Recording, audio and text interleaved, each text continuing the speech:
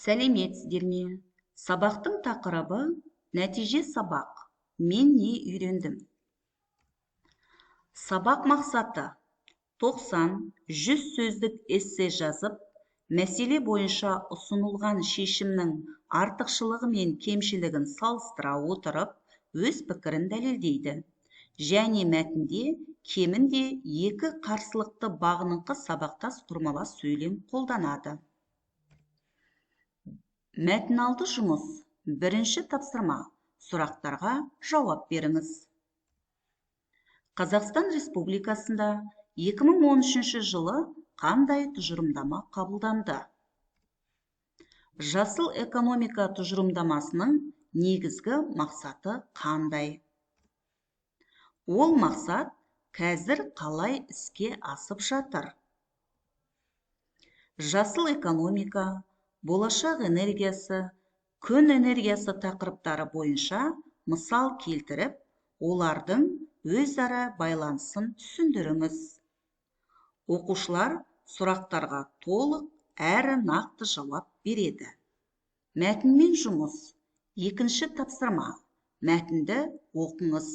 Оқушылар болашақ энергиясы саналы таңдау тақырыбымен танысады. Үшінші тапсырма. Топтық жұмыс. Ұсынылған энергия көзінің артықшылығы мен кемшілігін салыстырып, дәлел келтіріп қорғау. Және қарсылықты бағыныңқы сабақта сөйлем қолдану. Тапсырма шарты. Сынып 3 топқа бөлінеді. Әр топ 3-5 минут дайындалып, 1 минуттық қорғау жасайды. Бірінші топ күн энергиясы, екінші топ жел энергиясы, үшінші топ су энергиясы. Топтық жұмысқа қойылатын талаптар. 1 артықшылық айту, 1 кемшілік айту, 1 нақты дәлел келтіру, кемінде 1 қарсылықты бағыныңқы сабақта сөйлем қолдану. Ықтимал жауап. Оқушылар ықтимал жауаппен өз жауаптарын салыстырады және өз жұмыстарының құрылымына назар аударады. Оқушылардың жұмысында энергия көзінің артықшылығы мен кемшілігі нақты көрсетіледі, өз ойын дәлелмен негіздейді, қарсылықты бағыныңқы сабақта сөйлемді дұрыс қолданады, ойын жүйелі, түсінікті жеткізеді. Төртінші тапсырма. 5 минуттық эссе әдісі.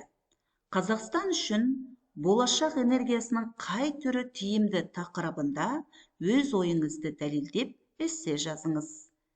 Оқушылар мәтін құрылымын, логикалық байланысты сақтайды, артықшылық пен кемшілікті салыстырады, кемінде 2 қарсылықты бағыныңқы сабақта сөйлемді дұрыс қолданады, кемінде 1 нақты дәлел немесе мысал келтіреді. Өз жауаптарын ықтимал жауаппен салыстырып көреді. Мәтін соңы жұмыс. 5-ші тапсырма. Блум түймедағы әдісі. Білу деңгейі. Қазақстанның болашақта қолданатын энергия көздерін ата. Түсіну деңгейі.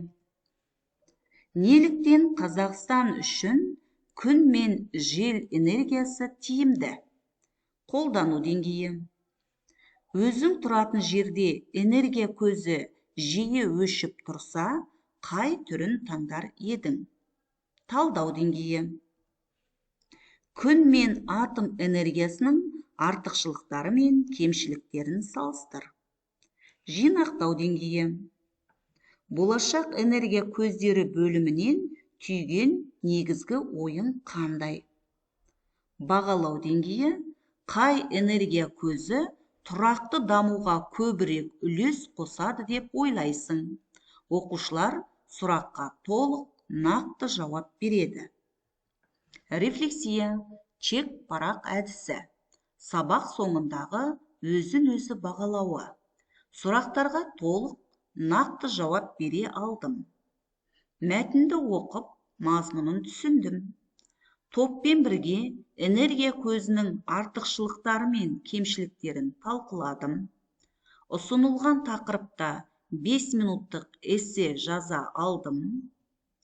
Жазба жұмыстарында қарсылықты бағыныңқы сабақта сөйлемді қолдандым. Мен үшін ең қиын болғаны маған көмектескені. Оқушылар өз чек парақтарын толтырады. Сабақ аяқталды. Сау болыңыздар.